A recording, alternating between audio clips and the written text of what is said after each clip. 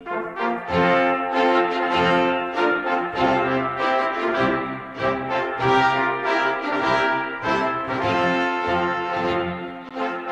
2. A natureza da conversão. Não tenho coragem de deixá-los com os olhos semicerrados, à semelhança daquele que viu os homens como se fossem árvores ambulantes. A palavra é proveitosa tanto para ensinar como para redarguir. E, portanto, havendo conduzido vocês através das rochas e declives de erros tão perigosos, gostaria de guiá-los finalmente ao porto da verdade. A conversão, então, em resumo, consiste na mudança completa do coração e da vida. Vou descrevê-la rapidamente em sua natureza e em suas causas. Primeiro, o autor da conversão é o Espírito de Deus, e, portanto, ela é chamada a santificação do Espírito e a renovação do Espírito Santo. Isso não exclui as outras pessoas da Trindade, pois o apóstolo nos ensina que devemos bendizer o Pai de nosso Senhor Jesus Cristo, que nos gerou de novo para uma viva esperança. E Cristo é mencionado como aquele que dá a Israel o arrependimento, e é chamado de Pai da eternidade. E nós somos sua semente e os filhos que Deus lhe deu. Contudo, esta obra é atribuída principalmente ao Espírito Santo, e por isso é dito que somos nascidos do Espírito. Portanto, a conversão é algo que supera o poder humano. Somos nascidos não do sangue, nem da vontade da carne, nem da vontade do varão, mas de Deus. Vocês jamais devem pensar que podem converter-se a si mesmos. Se tiverem de ser convertidos para a salvação, abandonem qualquer esperança de fazê-lo segundo a sua própria força. É uma ressurreição dos mortos, uma nova criação, uma obra de absoluta onipotência. Isso tudo não está fora do alcance humano? Se não tem nada mais do que aquilo que receberam na ocasião do primeiro nascimento, uma boa natureza, um temperamento humilde, casto, etc., estão longe da verdadeira conversão. Trata-se de uma obra sobrenatural. A causa eficaz da conversão é tanto interna quanto externa. A causa interna é somente a livre graça, não pelas obras de justiça que houvéssemos feito, mas segundo a sua misericórdia nos salvou, e pela renovação do Espírito Santo.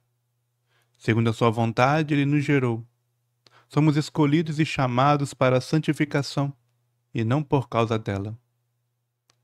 Deus não encontra nada no homem para comover seu coração, mas encontra o suficiente para nausear o seu estômago. Ele encontra o bastante para provocar sua repugnância, mas não encontra nada para despertar seu amor. Olhe para si mesmo, crente. Considere a respeito da sua natureza imunda, seu lixo imundo, o lodaçal que você amava. Contemple o lodo e a corrupção. Suas próprias roupas não o abominam? Como então a santidade e a pureza poderiam amá-lo? Assombrai-vos, ó céus, diante disso. Move-te, ó terra. Quem não precisa clamar, graça, graça? Ouçam e envergonhem-se, ó filhos do Altíssimo. Ó homens ingratos, a livre graça já não está mais em seus lábios, em suas mentes. Já não é mais adorada, admirada e recomendada por indivíduos como vocês. Pensar-se-ia que vocês não deveriam fazer outra coisa senão louvar e admirar a Deus, onde quer que estivessem. Como podem se esquecer de tal graça ou desprezá-la com uma menção ligeira e formal?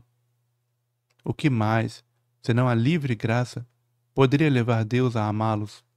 A menos que a inimizade pudesse fazê-lo, a menos que a deformidade pudesse fazê-lo. Com que sentimento Pedro levanta suas mãos e diz: Bendito seja o Deus e Pai de nosso Senhor Jesus Cristo, que segundo a sua grande misericórdia nos gerou de novo. Com que sentimento Paulo magnifica a livre misericórdia de Deus. Mas Deus, que é riquíssimo em misericórdia, pelo seu muito amor que nos amou, nos vivificou juntamente com Cristo. Pela graça sois salvos.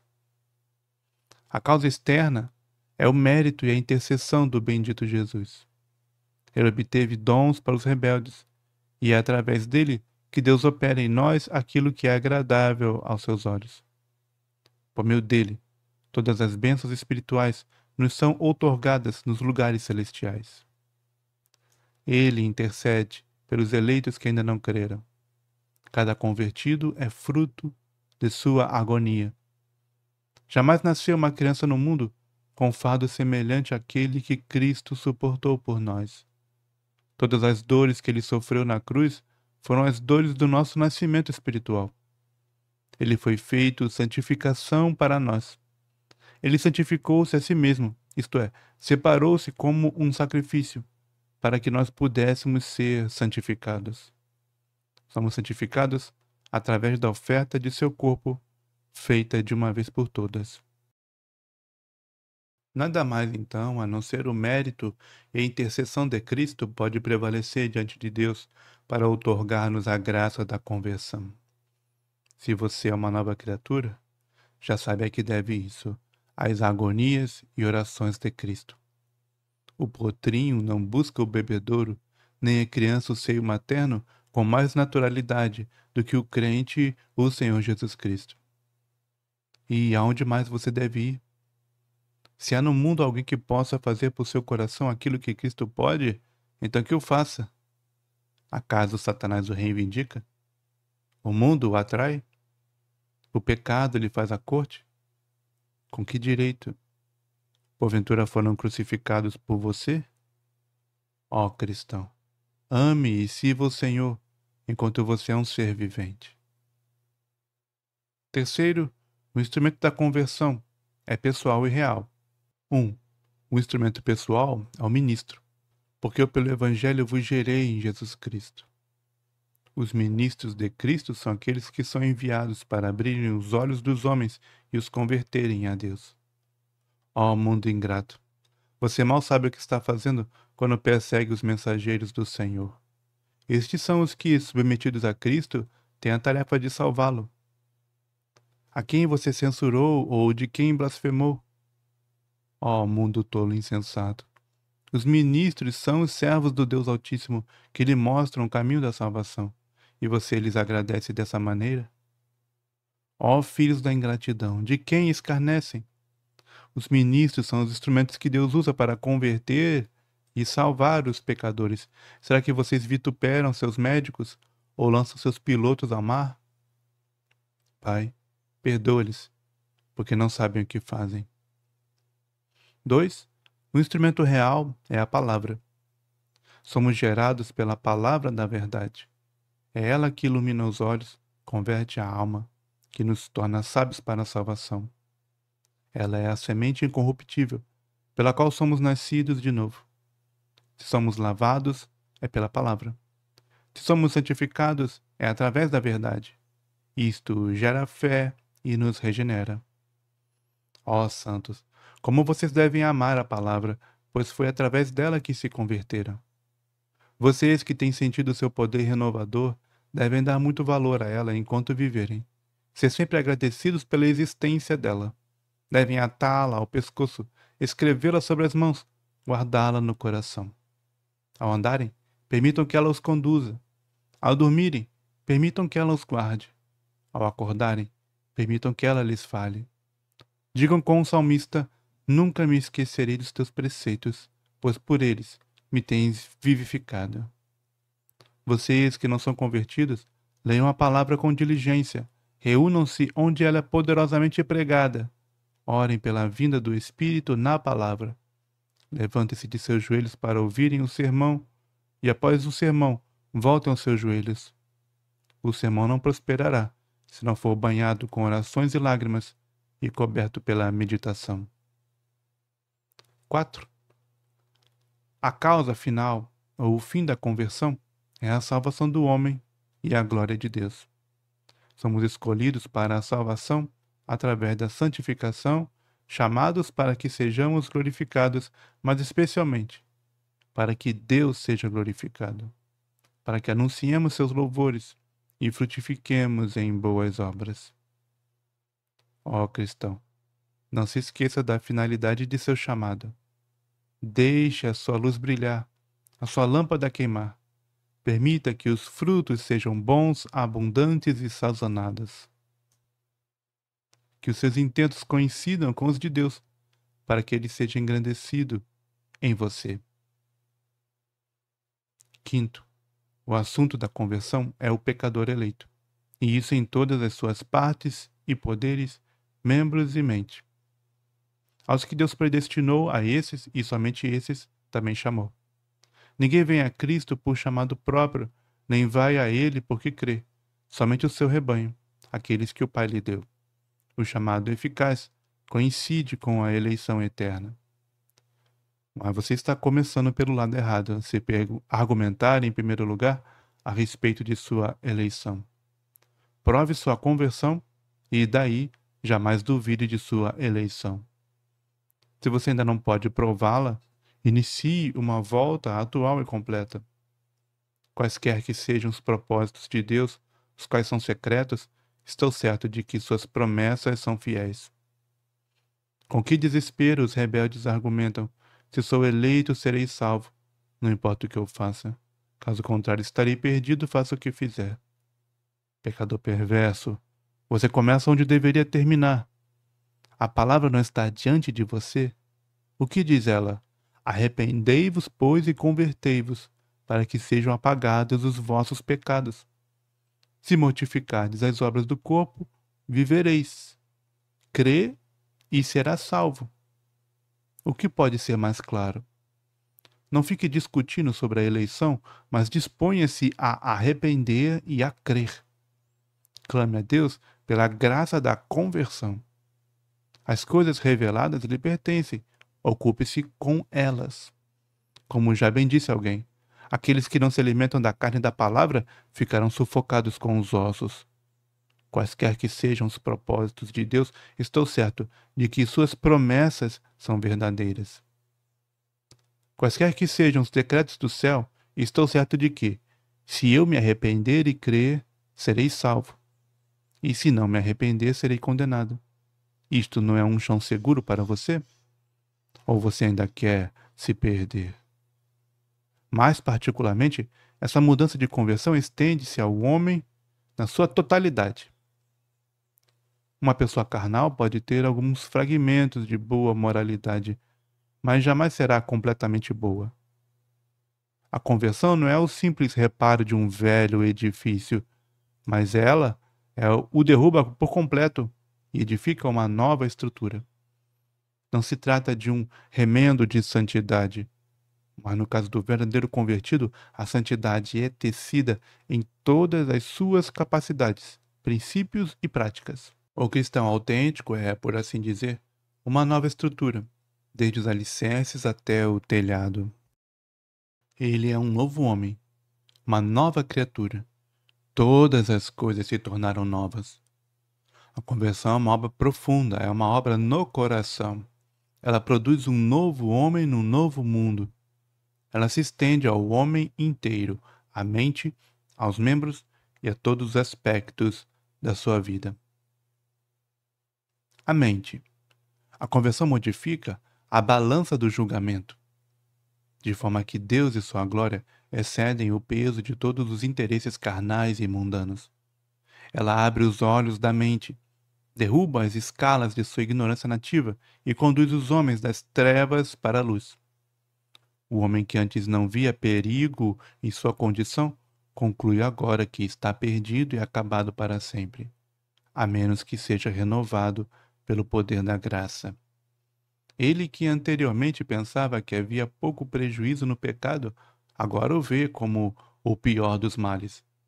Ele vê a irracionalidade, a injustiça, a deformidade e a imundícia do pecado, de modo que fica aterrorizado diante dele, sente aversão e horror a ele, foge dele, e até mesmo abomina-se a si mesmo por causa dele. Aquele que podia ver um pouco de pecado em si mesmo e não via necessidade de confissão, agora vê a podridão de seu coração.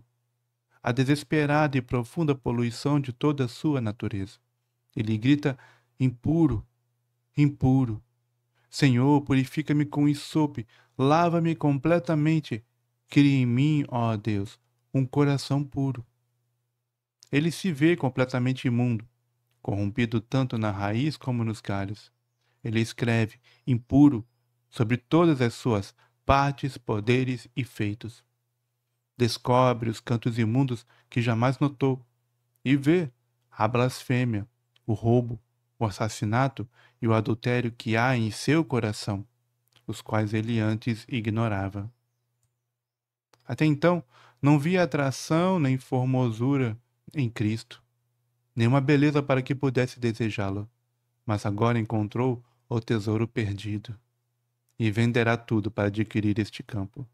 Cristo é a pérola que ele procura. Agora, de acordo com esta nova luz, o homem possui outra mente, outro julgamento, diferente daquilo que ele possuía anteriormente. Agora Deus está inteiramente com ele. Não há ninguém, nem no céu nem na terra, como ele. Na verdade, ele o prefere a tudo o que há neste mundo. Sua graça é a sua vida. A luz de seu rosto é mais que o trigo, o vinho e o óleo, os bens que ele anteriormente buscara e sobre os quais pusera o seu coração. Um hipócrita pode submeter-se a um consenso geral de que Deus é o bem supremo. De fato, pelo menos alguns dos mais sábios pagãos têm descoberto isso.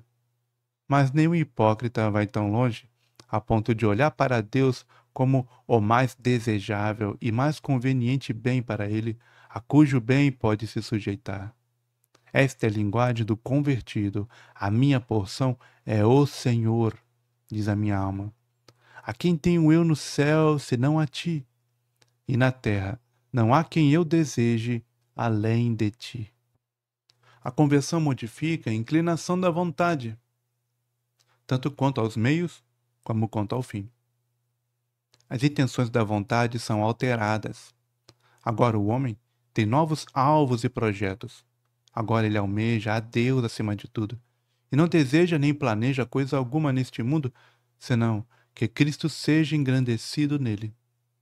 Considera-se mais feliz assim do que com tudo que a terra pudesse lhe oferecer, desejando apenas ser útil a Cristo e glorificá-lo.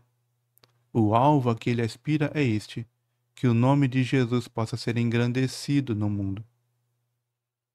Leitor, você lê isto sem se perguntar se é assim que ocorre com você? Faça uma pausa e examine-se a si mesmo.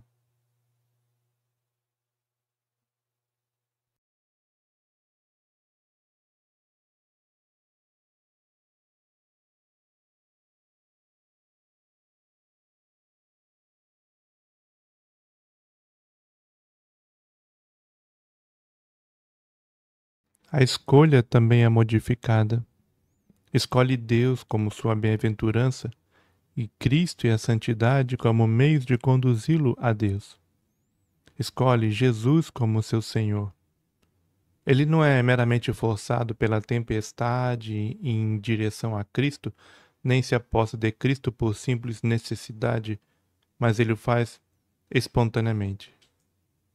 Sua escolha não é feita sob terror, como no caso de uma consciência aterrorizada ou de um pecador moribundo que aparentemente faria qualquer coisa por Cristo, no entanto, só o aceita para não ir para o inferno.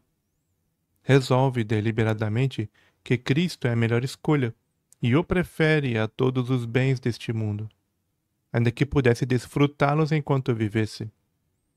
Outro assim, abraça a santidade como sua vereda. Não se submete a ela por necessidade, mas porque tem prazer nela e a ama, pois escolhi os teus preceitos. Toma os testemunhos de Deus não como um jugo, mas como uma herança. Sim, uma herança eterna. Ele os considera não como uma escravidão, mas como uma felicidade. Não são suas travas, mas são seus tônicos. Ele não apenas suporta, mas toma o jugo de Cristo. Ele não aceita a santidade como o estômago aceita o remédio amargo que o homem prefere tomar para escapar à morte, mas como o homem faminto aceita a comida gostosa. Não há tempo que passe tão docemente para ele, quando só, como o tempo que gasta nos exercícios da santidade. São seu alimento e elemento, o desejo de seus olhos e a alegria de seu coração. Pergunte à sua consciência se você é esse homem. Oh, que homem feliz é você, se for este o caso. Mas certifique-se de ser meticuloso e imparcial nesse autoexame. A conversão muda a inclinação dos sentimentos. Estes correm em um novo canal. O Jordão agora tem o seu curso recuado, e as águas correm ao contrário do curso natural. Cristo é a esperança do cristão. Ele é o seu prêmio. Aqui está o seu olho, aqui está o seu coração, e feliz está por lançar tudo ao mar, tal como faz o mercador na tempestade, quando está prestes a perecer, para que possa preservar sua pedra preciosa. Sua principal ambição não é o ouro, mas a graça.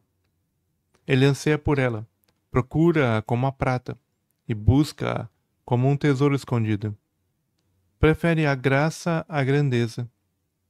Prefere ser o mais santo dos homens sobre a terra a ser o mais culto, ou o mais famoso, ou o mais próspero. Enquanto era carnal, dizia: oh, se eu pudesse ser considerado em grande estima, estar rolando em riquezas e nadando em prazeres.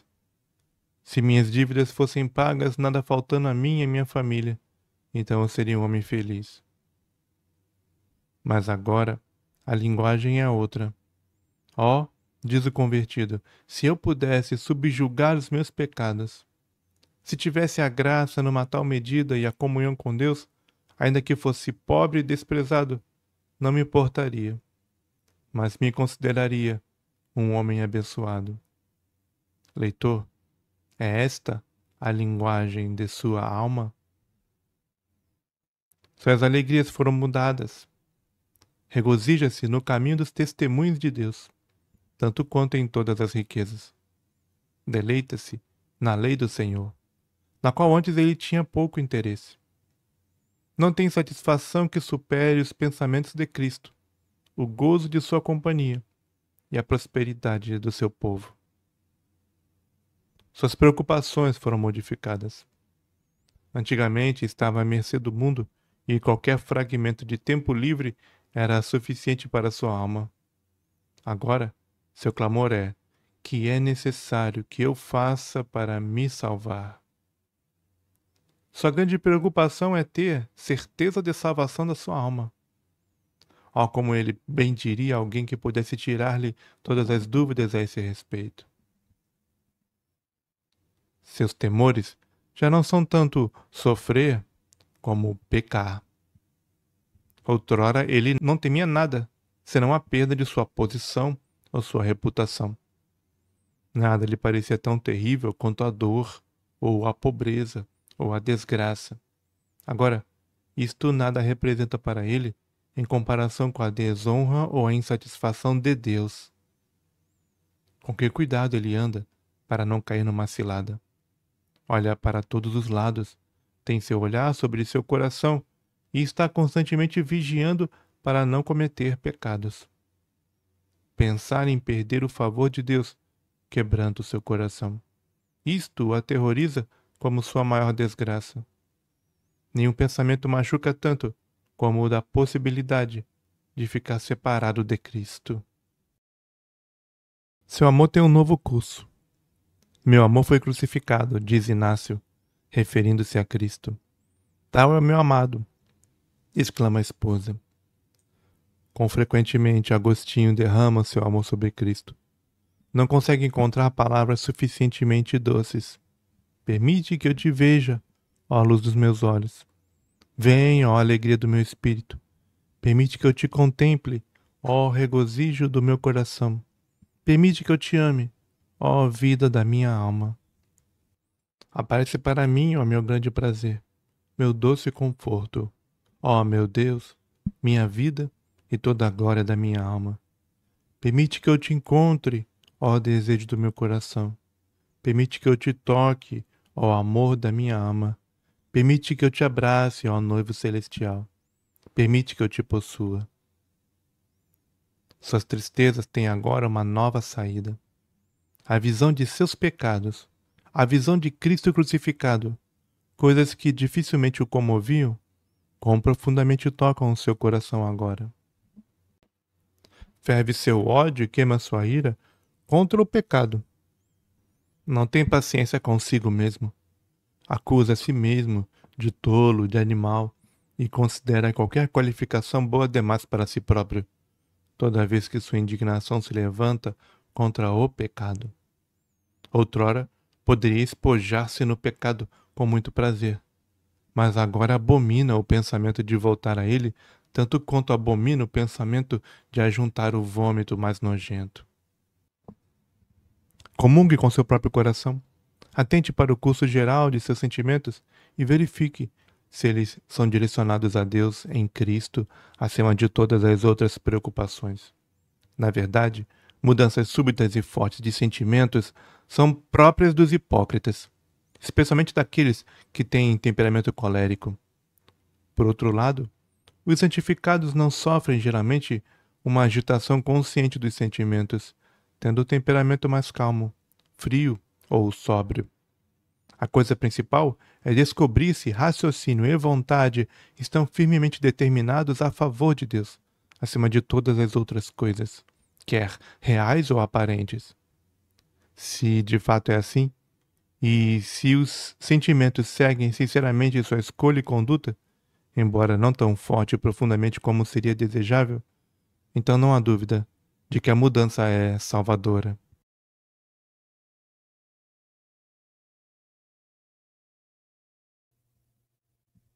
2. Os membros.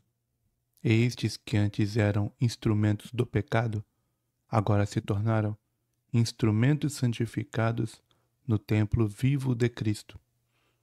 Aquele que antes desonrava o seu corpo, agora possui o seu vaso em santificação e honra, em temperança, em castidade, em sobriedade e o dedica ao Senhor. O olho que antes era irrequieto, dissoluto, arrogante, cobiçoso, é agora empregado como o de Maria, em chorar pelos seus pecados, em contemplar a Deus através de suas obras, em ler a sua palavra ou em procurar motivos de misericórdia e oportunidades para o serviço. O ouvido, que antes estava aberto à voz de Satanás e que só se deleitava com coisas imundas ou conversas vãs e com a risada dos tolos, encontra-se agora conjugado com a casa de Cristo e aberto aos seus discípulos. Ele diz: Fala, Senhor, porque o teu servo ouve. Ele espera por suas palavras como pela chuva, e tem mais prazer nelas do que no alimento, mais do que no mel e do que no licor dos favos. A cabeça, que estava cheia de desígnios mundanos, está agora cheia de outros assuntos e aplica-se ao estudo da vontade de Deus. E o homem usa sua cabeça não tanto para obter lucro, mas para cumprir o seu dever. Os pensamentos e preocupações que enchem sua cabeça são principalmente como poderá agradar a Deus e fugir do pecado. Seu coração, que era um poço de imundícia, tornou-se agora um altar de incenso, onde o fogo do amor divino é mantido sempre aceso, do qual o sacrifício diário de oração e louvor, do doce aroma de desejos santos, exaltações e intercessões, se elevam continuamente. A boca tornou-se uma fonte de vida. Sua língua é como prata escolhida, e seus lábios alimentam a muitos. O sal temperou seu discurso e tirou a corrupção.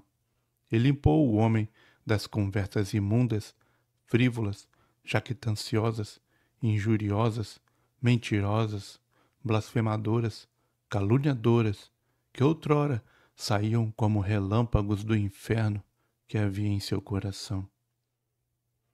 A garganta, que era um sepulcro aberto, agora exala o doce hálito da oração e do discurso santo. E o homem fala uma outra língua, na linguagem da Canaã celestial, e jamais se sente tão bem como quando fala de Deus, de Cristo e dos assuntos referentes ao outro mundo. Sua boca produz sabedoria. Sua língua se tornou a trombeta prateada de louvor ao seu Criador. É sua glória, o melhor membro que ele tem. Nessas coisas, contudo, você encontrará o hipócrita tristemente deficiente. Ele fala talvez como um anjo, mas tem um olhar cobiçoso, ou o lucro da injustiça em sua mão. Sua mão é branca, mas o seu coração está cheio de imundícia, cheio de cobiças não dominadas, um forno cheio de concupiscência, uma fábrica de orgulho, a sede da malícia. Talvez, como a estátua de Nabucodonosor, ele tenha uma cabeça de ouro, uma grande quantidade de conhecimento, mas ela tem pés de barro. Suas afeições são mundanas, ocupa-se de coisas terrenas. Seu caminho e andar são sensuais e carnais. A obra nele não é salvadora. 3. A vida e a prática. O novo homem segue um novo curso. Sua conversação é celestial.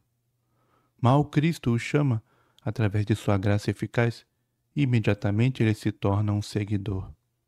Após lhe dar um novo coração e escrever sua lei em sua mente, daí em diante o homem anda nos seus estatutos e guarda os seus mandamentos.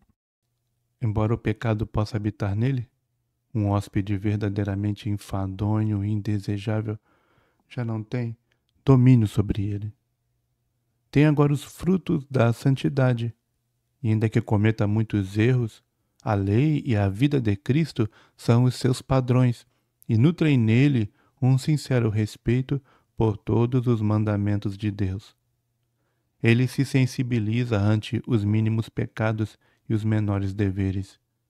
Suas próprias enfermidades, as quais ele não pode evitar, mesmo se quisesse, são o peso de sua alma, e são como ciscos nos olhos de alguém, que apesar de pequenos o perturbam bastante. Ó leitor, será que você lê isso e nunca se detém para examinar-se a si mesmo?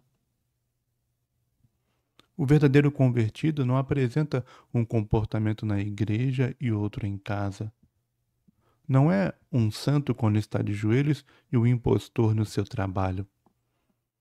Ele não vai dar o dízimo da hortelã e do cominho e negligenciar a misericórdia e o julgamento ou os aspectos mais importantes da lei. Ele não aspira à piedade negligenciando a moralidade, mas deixa todos os pecados e guarda todos os estatutos de Deus, embora não o faça com perfeição, a não ser naquilo que se refere ao desejo e ao esforço. Contudo, o faz com sinceridade, não se permitindo infringir nenhum deles. Agora ele se deleita na palavra, dedica-se à oração, abre sua mão e sua alma aos famintos, rompe com o pecado, praticando a justiça, e afasta suas iniquidades, demonstrando misericórdia com os pobres. Tem uma boa consciência, desejando em tudo viver honestamente, evitando ofender a Deus e aos homens. Aqui, novamente, você encontrará as deficiências de muitos que se consideram bons cristãos. São parciais na lei e cumprem os deveres insignificantes e fáceis da religião, mas não fazem o trabalho completo. São como um bolo meio assado e meio cru. Talvez os ache corretos nas suas palavras, pontuais em seus feitos, mas não se exercitam na santidade, não examinam a si mesmos e não governam seus corações.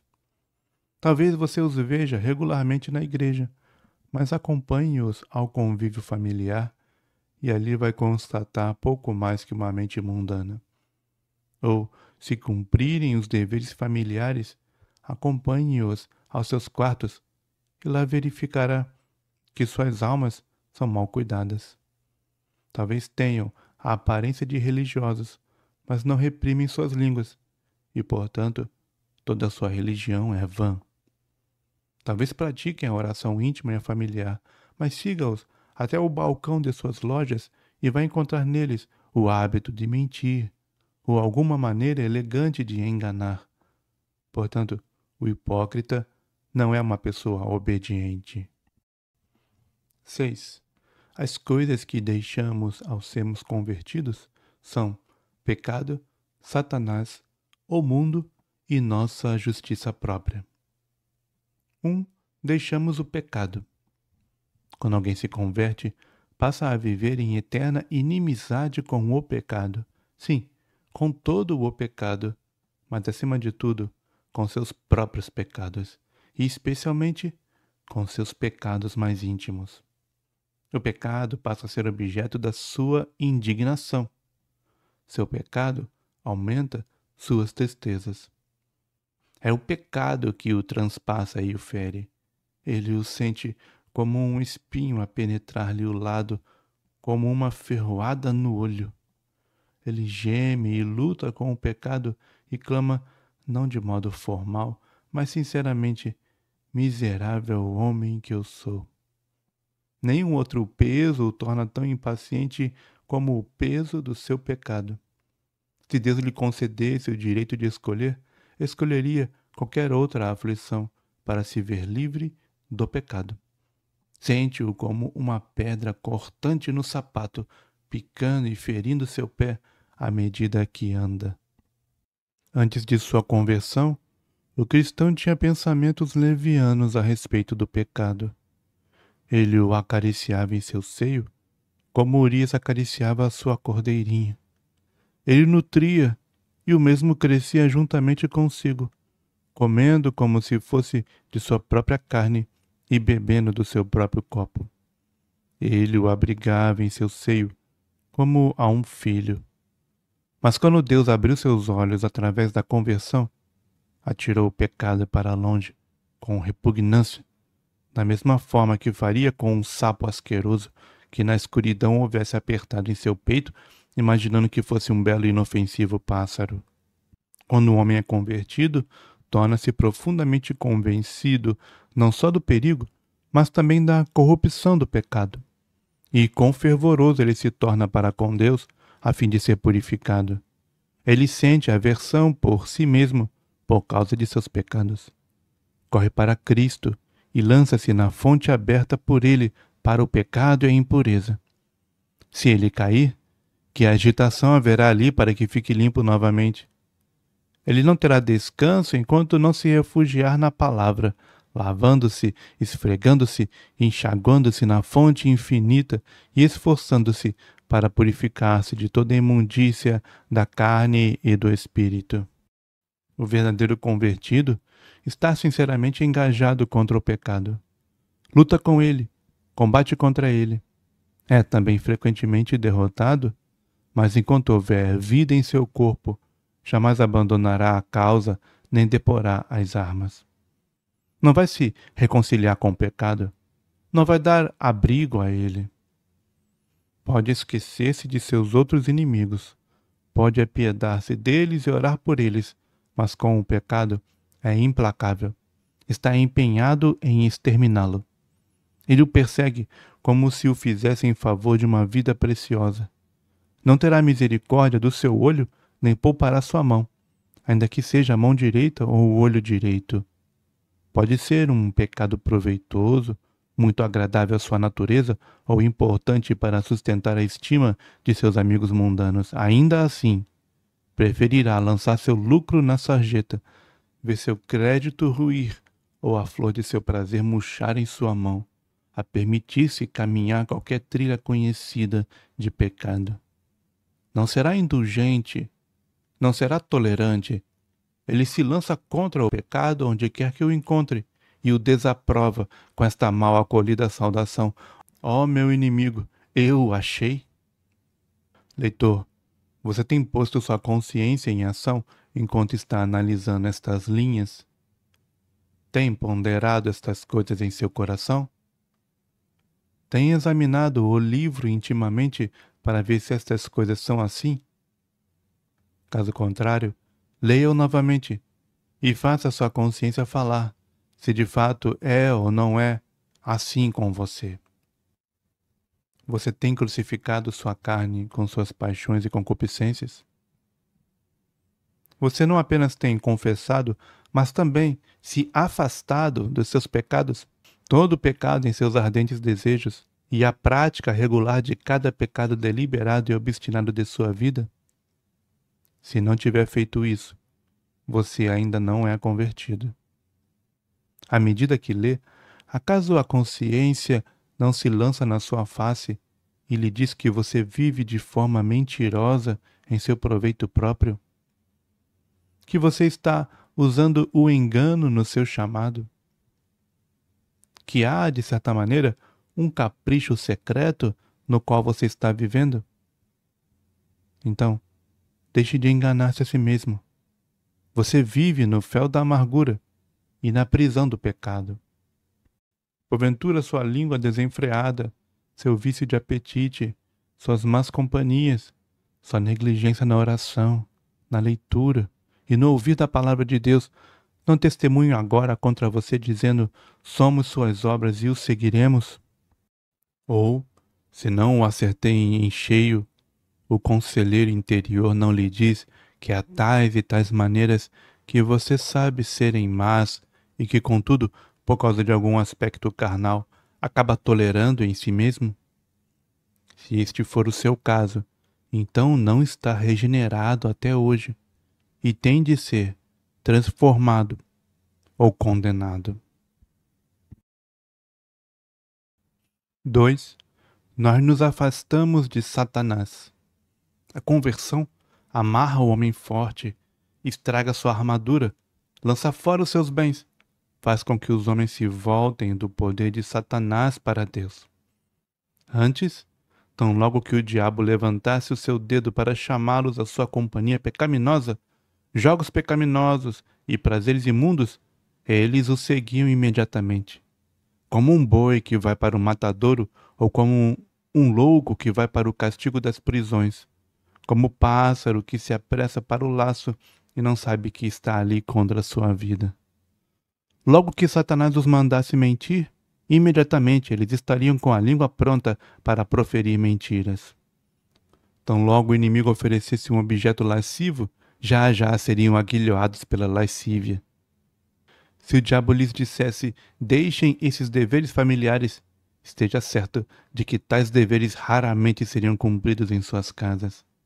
Se ele lhes dissesse, larguem dessa rigidez, dessa precisão, eles ficariam bastante longe delas.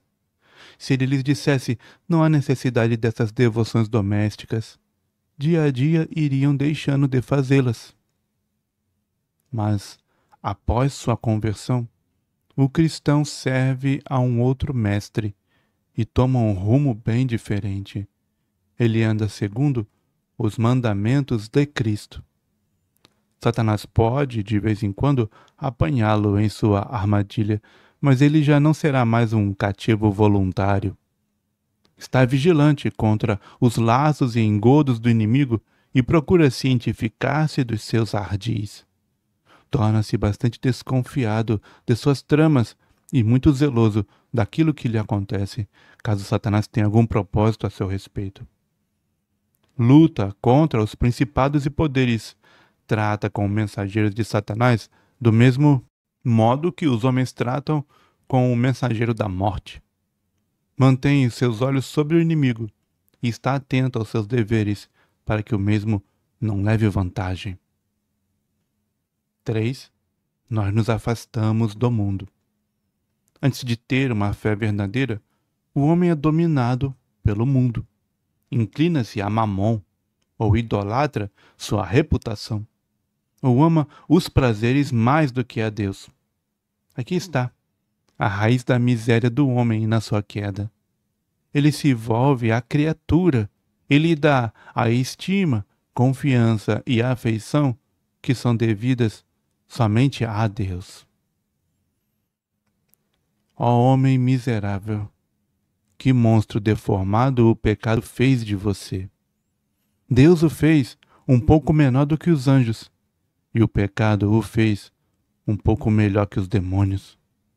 Um monstro que tem a cabeça e o coração no lugar dos pés, e estes esperneando contra o céu, tudo fora de lugar.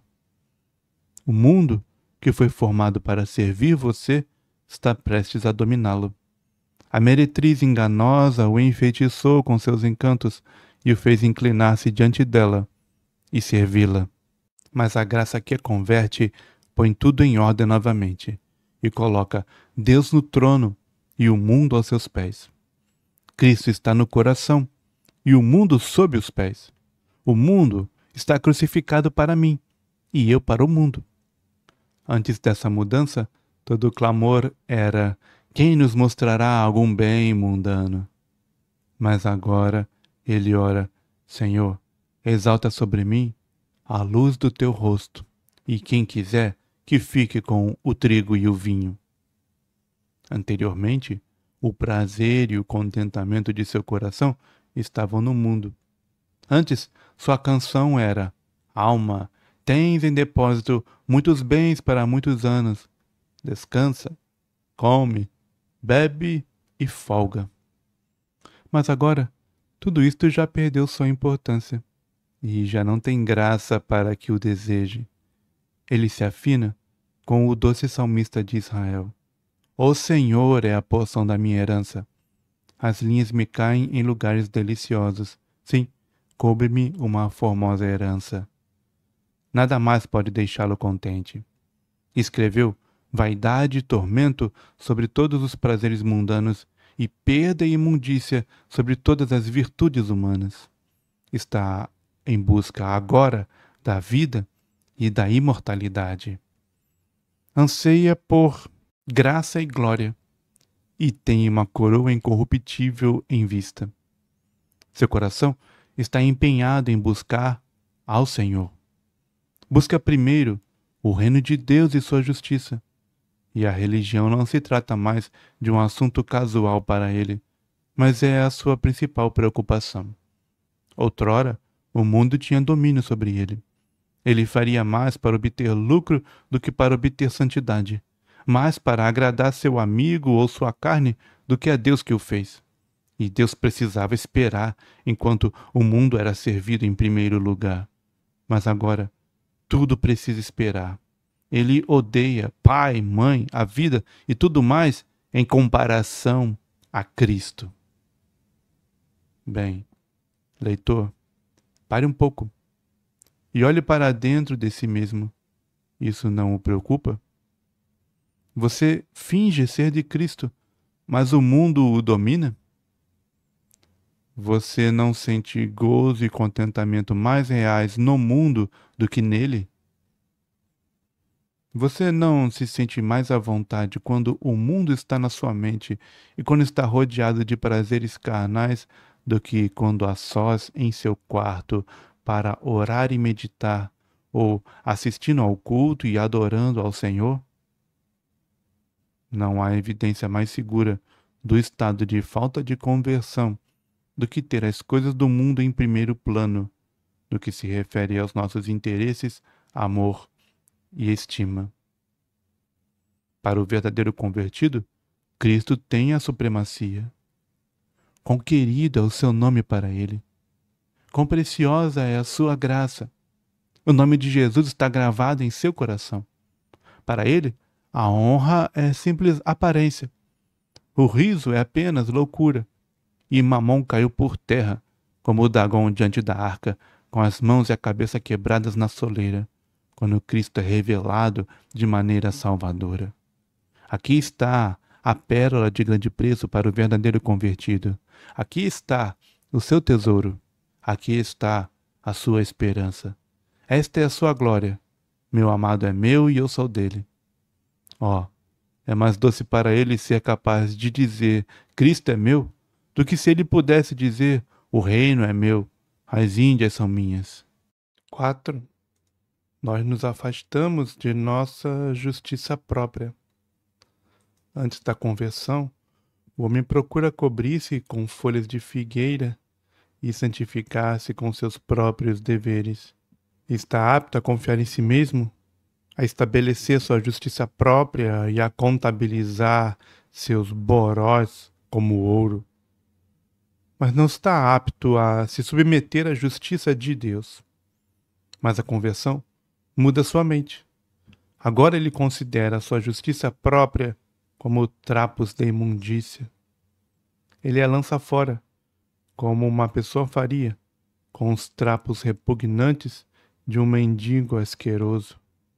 É agora levado à pobreza de espírito. Condena-se e reclama de si mesmo. Considera todos os seus bens desgraçados e miseráveis, e pobres, e cegos, e nus. Vê um mundo de iniquidade nas suas coisas santas, e sua justiça, antes idolatrada, chama de imundícia e prejuízo. Nem por milhares de mundos se acharia vestido nela. Agora começa a dar um alto valor à justiça de Cristo. Vê a necessidade de Cristo em cada dever para justificar sua pessoa e santificar seus atos. Não pode viver sem Ele. Não pode orar sem Ele. Cristo precisa ir com Ele. Caso contrário, não pode chegar à presença de Deus. Inclina-se para Cristo e, portanto, encurva-se na casa de seu Deus. Esconde-se em Cristo, como a raiz de uma árvore se espalha na terra para ter estabilidade e nutrir-se. Outrora, as novas de Cristo eram uma coisa sem graça e sem sabor, mas agora, quão doce é Cristo! Agostinho não podia apreciar seu tão admirado Cícero, porque não podia encontrar nos escritos dele o nome de Cristo. Quão enfaticamente ele exclama: ó suavíssimo, amantíssimo, bondosíssimo, queridíssimo, preciosíssimo, desejadíssimo, adorabilíssimo, justíssimo. Tudo de um só fôlego, quando fala de e para Cristo. Em suma, o convertido brada juntamente com o mártir: ninguém senão Cristo. 7. Aquele a quem voltamos na conversão é Deus Pai, Filho e Espírito Santo, o qual o verdadeiro convertido considera sua bênção eterna e toda suficiente. Um homem nunca está realmente santificado enquanto seu coração não estiver verdadeiramente colocado sobre Deus, acima de todas as coisas, como a sua porção e o seu bem principal. Estas são as aspirações naturais do coração do crente. O Senhor é minha porção. A minha alma se gloriará no Senhor. Dele vem a minha esperança. Só Ele é a minha rocha e a minha salvação. E a minha glória, a rocha da minha fortaleza e o meu refúgio estão em Deus. Você gostaria de ter certeza se é um convertido ou não? Então permita que sua alma e tudo o que há em você prestem atenção. Você tem recebido Deus como a sua felicidade? Onde está o desejo do seu coração? Qual é a fonte de sua maior satisfação? Venha então e com Abraão, levante seus olhos para o leste, para o oeste, para o norte, para o sul, e olhe à sua volta. O que há no céu ou na terra que gostaria de receber para fazê-lo feliz? Se Deus lhe desse o direito de escolha, como fez com Salomão, ou se ele lhe dissesse como Assuero disse a Esther, qual é o seu pedido e qual é o seu requerimento, e se fará, o que você pediria? Vá aos jardins do prazer e colha todas as flores perfumadas que houver lá. Isso iria satisfazê-lo? Vá aos tesouros de Mamon, suponha que possa carregar tudo o que quiser. Vá às torres, aos troféus de honra. Que você acha de ser um homem de renome e ter nome como os dos grandes homens da terra? Será que qualquer uma dessas coisas, ou todas elas, o satisfariam e fariam com que você se considerasse feliz? Caso positivo, você certamente é carnal e não é convertido. Caso negativo, vá adiante. Penetre nas excelências divinas, na abundância de suas misericórdias, no esconderijo de seu poder, nas profundezas insondáveis de toda sua suficiência. Isto lhe convém e agrada mais? Você diz, é bom estar aqui, vou instalar-me, viver e morrer aqui? Você prefere isso mais do que o mundo todo? Então está tudo bem entre você e Deus. Como você é feliz, ó homem, feliz como jamais o foi. Se Deus pode fazê-lo feliz, você deve ser feliz, pois tem o Senhor como seu Deus. Você diz a Cristo como ele diz a nós, teu Pai será o meu Pai, teu Deus o meu Deus. Aqui está o ponto-chave da questão. Um falso convertido jamais descansa em Deus. Mas a graça que converte faz a obra e assim cura a miséria fatal da queda, afastando o coração de seu ídolo e voltando-o para Deus. Agora diz a alma, Senhor, para onde irei? Tu tens as palavras da vida eterna. Aqui se centraliza e aqui se fixa. Trata-se de sua entrada no céu. Ele põe o seu interesse em Deus. Ao descobrir isto, diz, volta, minha alma, ao teu repouso, pois o Senhor te fez bem. Está até pronto a cantar o hino de Simeão. Agora, Senhor, despede em paz o teu servo. E a dizer com Jacó, quando seu velho coração reviveu diante das agradáveis notícias, basta. Ao ver que pode se refugiar no Deus do concerto, isto significa toda a sua salvação e todo o seu desejo. É este o seu caso? É isto que você tem experimentado? Se for assim, então você é bendito do Senhor. Deus tem operado em você. Ele tem se apoderado do seu coração pelo poder da graça regeneradora. Senão você jamais poderia ter feito isso. De modo particular, na conversão fazemos o seguinte. 1. Voltamos para Cristo, o único mediador entre Deus e os homens. Sua tarefa é levar-nos a Deus. Ele é o caminho para o Pai, a única tábua de salvação pela qual podemos escapar, a única porta pela qual podemos entrar. A conversão leva a alma a Cristo, para que o aceite como o único meio de vida, como o único caminho, como o único nome dado debaixo dos céus. Ela não procura salvação em nenhum outro, senão nele. Lança-se somente sobre Cristo. Vou me aventurar, diz o pecador convicto, e se eu perecer, perecerei, e se eu morrer, morrerei. Mas, Senhor, não permita que eu pereça sob os olhares da tua misericórdia. Impede que eu te abandone ou que eu desista de seguir-te. Eis-me aqui. Se me matares, não sairei da tua porta. Portanto, a pobre alma aventura-se em Cristo e resolutamente entrega-se a Ele. Antes da conversão, o homem desprezava Cristo. Dava maior importância aos seus bens, amigos, negócios, do que a Cristo. Agora Cristo lhe é tão necessário quanto a comida, quanto o pão diário. É a vida do seu coração, o esteio de sua vida. Seu grande desejo é que Cristo seja engrandecido nele. Outrora, seu coração exclamava, como se diz à esposa, que é o teu amado mais do que outro amado.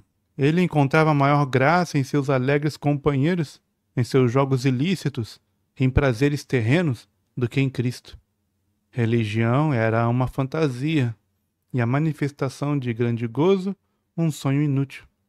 Mas agora, Para ele, o viver é Cristo. Despreza tudo o que considerava precioso pela excelência do conhecimento de Cristo. Tudo o que diz respeito a Cristo é aceito pelo verdadeiro convertido. Ama não apenas o salário, mas o serviço de Cristo também. Não apenas os benefícios, mas o fardo de Cristo também.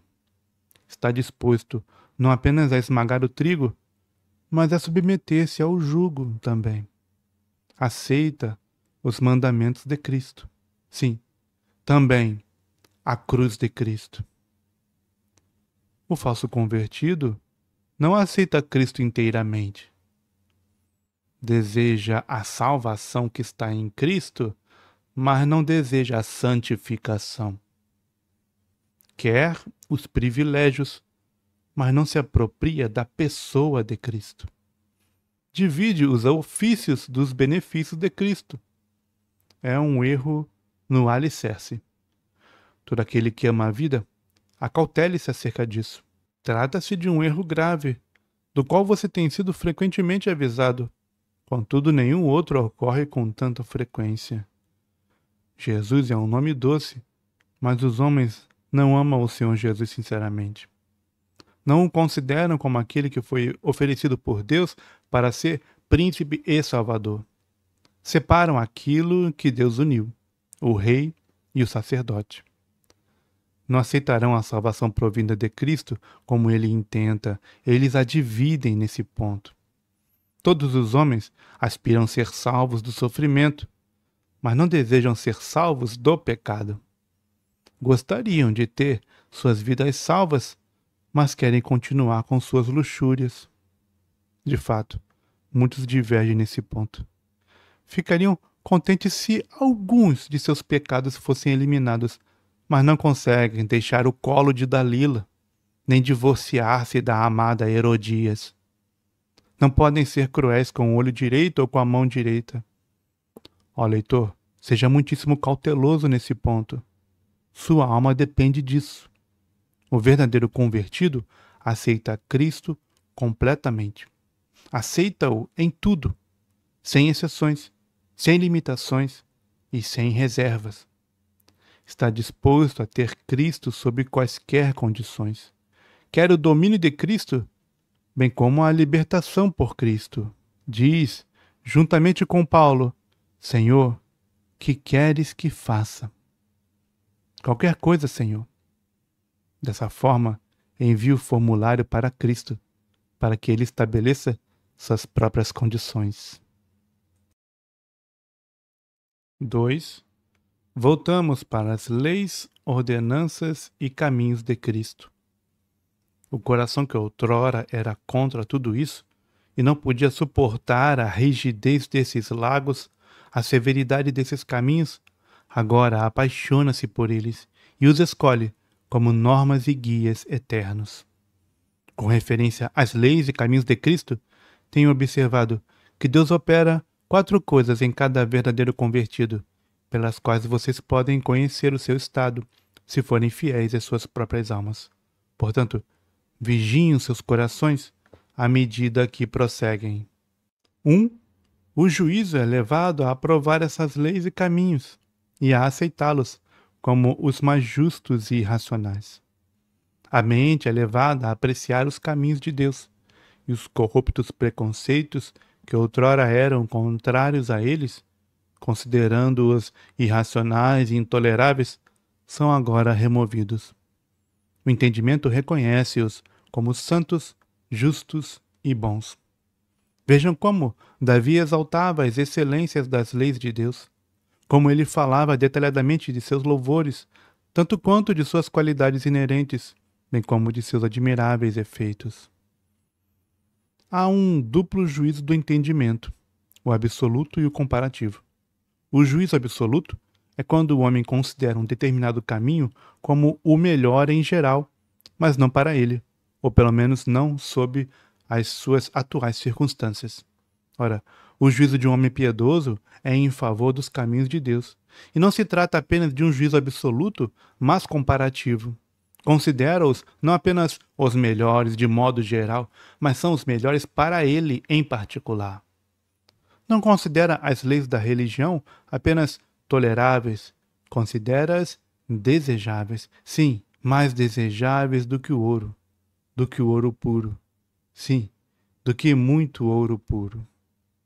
Seu juízo está plenamente persuadido de que é melhor ser santo, que é melhor ser rígido, que este é o melhor caminho e para ele é a mais sábia, mais racional e mais desejável escolha. Veja o conceito do homem de Deus. Sei, ó Senhor, que teus juízos são retos. Amo os teus mandamentos mais do que o ouro, e ainda mais do que o ouro fino. Por isso tenho em tudo como retos todos os teus preceitos, e aborreço toda a falsa vereda.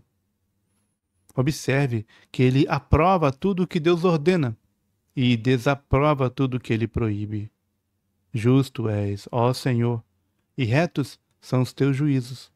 Os teus testemunhos que ordenaste são retos e muito fiéis. A tua palavra é a verdade desde o princípio, e cada um dos teus juízos dura para sempre. Vejam, quão pronto e completamente ele aceita os juízos de Deus. Declara sua aprovação e aceitação desses juízos e de cada coisa neles contida. 2. O desejo do coração é conhecer a mente completa de Cristo. Não quer que nenhum pecado fique encoberto, nem quer ser ignorante de nenhum dever requerido dele. A aspiração natural e honesta de um coração santificado é: Senhor, se há algum caminho mau em mim, revela-o. O que eu não sei, ensina-me. E se tenho cometido iniquidade, não cometerei mais. O falso convertido é deliberadamente ignorante, não ama o caminho da luz. Quer continuar com tais e tais pecados e, portanto, detesta reconhecer que está cometendo pecado e não permitirá que a luz o penetre. Agora o coração bondoso deseja conhecer toda a largura e amplidão das leis do seu Criador. Recebe com total aceitação a palavra que o convence de qualquer dever que antes desconhecia ou desprezava, cujo dever revela pecados que outrora permaneciam escondidos. 3. A livre e resoluta escolha da vontade é pelos caminhos de Cristo, antes de todos os prazeres do pecado e de toda a prosperidade do mundo. Sua aceitação não é oriunda de uma situação angustiante, nem se trata apenas de uma resolução súbita e apressada, mas o cristão está resolvido e faz a escolha voluntária deliberadamente. Na verdade, a carne irá se rebelar.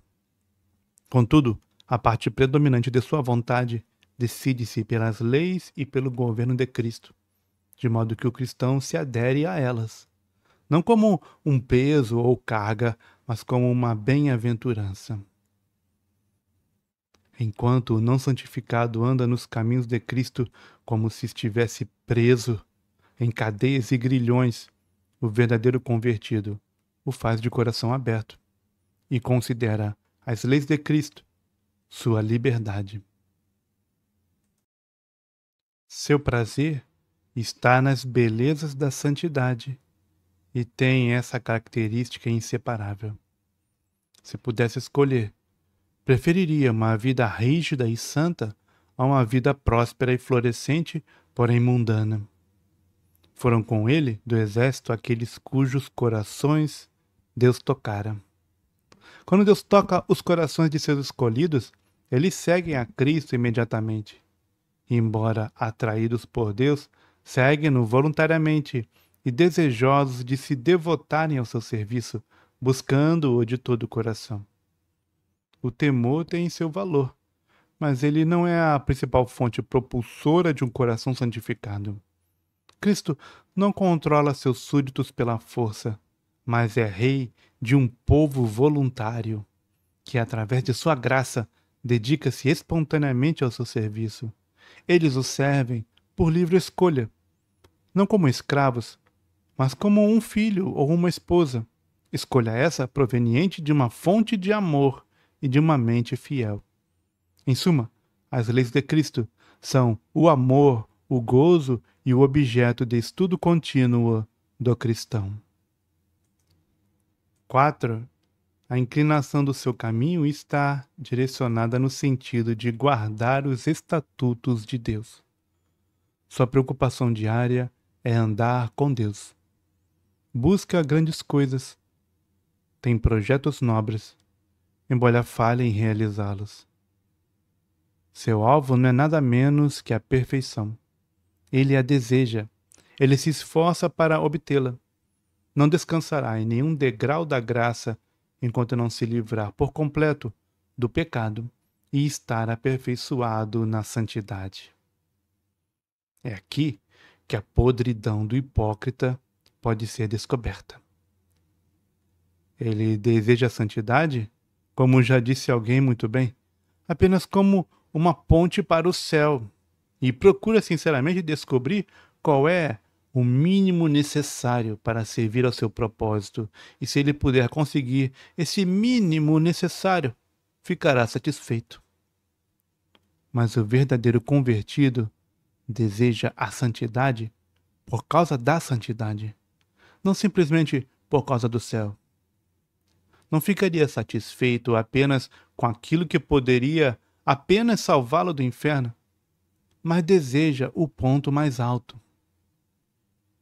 Contudo, desejos não são suficientes. Qual é o seu caminho e a sua trajetória?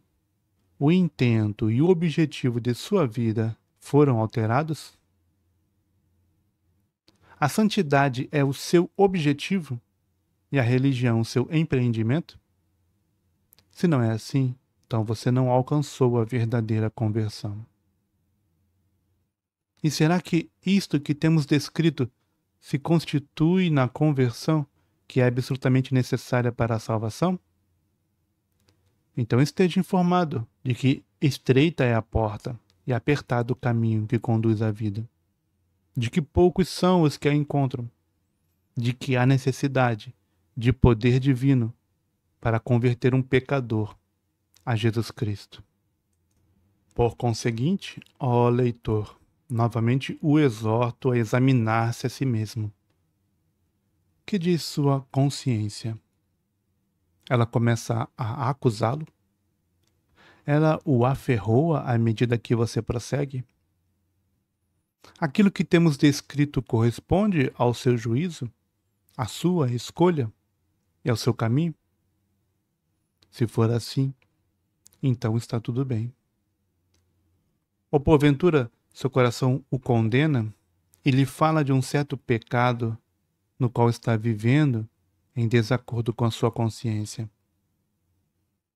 Acaso não lhe fala que há tal e tal caminho secreto da iniquidade no qual você deseja prosseguir? E tal dever do qual você ainda não se conscientizou? Sua consciência não o leva para seu quarto a fim de lhe dizer quão raramente a oração e a leitura da palavra de Deus são ali realizadas?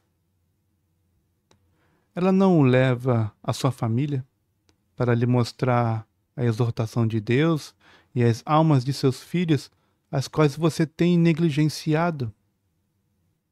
Sua consciência não o conduz até a sua loja, até o seu comércio, para lhe falar de uma determinada iniquidade que existe ali?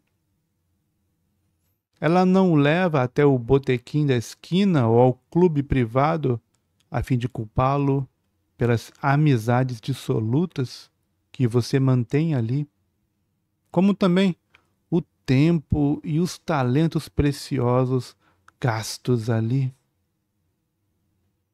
Ela não o leva ao seu aposento secreto para lhe proferir a sua condenação? Ó consciência, cumpra com seu dever. Em nome do Deus vivo, eu lhe ordeno, cumpra sua missão. Agarre este pecador, caia sobre ele, prenda-o, apreenda-o, Abra-lhe os olhos. O quê? Você vai lisonjeá-lo e confortá-lo enquanto ele permanece vivendo no pecado? Acorde, ó consciência. O que pretende, ó dormente? O quê? Você não tem qualquer censura nem seus lábios? O quê? Irá esta alma morrer em sua descuidada negligência de Deus e da eternidade, e você se mantém completamente sossegada? Que? Ele vai continuar em seus pecados e ainda terá paz? Oh, levante-se e faça o seu trabalho. Deixe o pregador que há em você falar. Grite e não poupe o pecador. Levante a sua voz como uma trombeta. Não deixe que o sangue dele seja requerido de suas mãos.